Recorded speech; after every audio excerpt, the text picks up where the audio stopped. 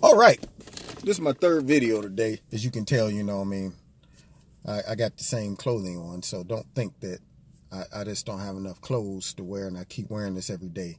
Okay, I'm breaking the videos up in small chunks. You get it. You know, I think I feel close enough with y'all where I can tell y'all. And if I was hurting for clothes, would y'all help? That's what I want to know. Would y'all help me? Y'all wouldn't let me just keep wearing the same stuff every day, would you? Okay, all right, let's get down to business now. Let's see. Oh, what is going on with Denver, Colorado? Why are they releasing people who committed a crime out into the public? Is it that important that they hate Trump so much and his policies on immigration that they're willing to defy immigration law to the degree where it puts Americans at danger? Here's a man who got drunk, ran into somebody in a truck. The man in the truck burned alive, and this guy fled the scene. He gets locked up, and because they are, quote unquote, saying, well, we can't legally, keep this man without a warrant from ICE, and all they had to do is tell ICE, listen, maybe y'all didn't give us a warrant, but we're going to let you know this man just going to happen to be walking out the door Tuesday at 6 o'clock. And ICE could have been there to pick him up. Because you do know that, as a matter of fact, I'm going to put it on me. If that happened, to say I was in Cuba somewhere, Mexico, anywhere, and I was drunk and ran into a person and killed him, and I shouldn't even be in Mexico or wherever, then they say, look, if you get bail, you can bounce. But if you don't get bail, the Mexican Border Patrol gonna come get you and take you away and whatever.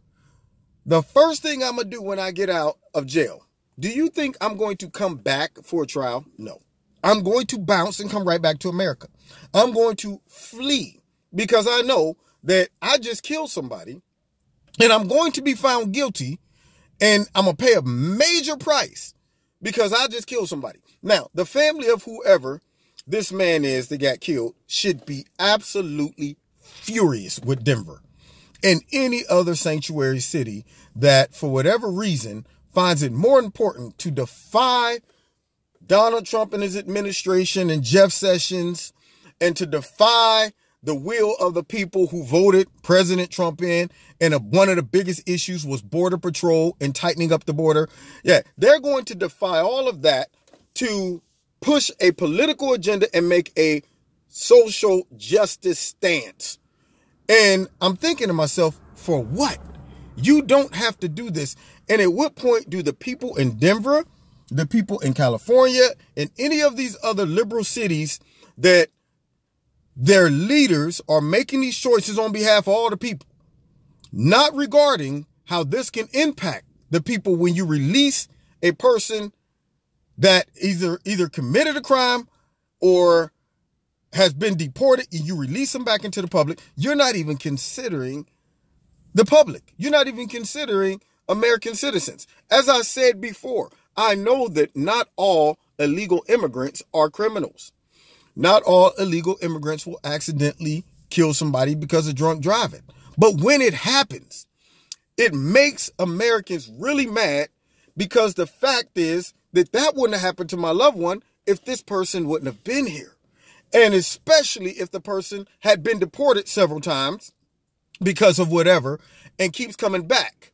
And yet they end up killing a family member of mine. If an American happened to kill a family member or somebody, they are judged by our laws because they are American citizens. But when somebody accidentally or purposely kills someone in America and they're not even supposed to be here in the first place or have been deported because of a crime multiple times and then they're back and then all of a sudden they end up killing somebody, I don't know how, one, you could look in the face of the family member and tell them, we had this guy 3 times, sent him back, he came back, and we just let him go right back into the public. Sorry. That's all you're going to tell them? You know, and how do you also look your citizens in that area in the face and say, this makes sense? How will you convince them that this is good policy? And if you are able to do that, which it appears that a lot of Californians are convinced of this, I got some swampland that I want to sell them as well, you know. And so something needs to be done about it. I hope this guy gets brought to justice. Right now, he's probably halfway across Mexico somewhere. He ain't coming back. And it's really a shame that the structure of our whole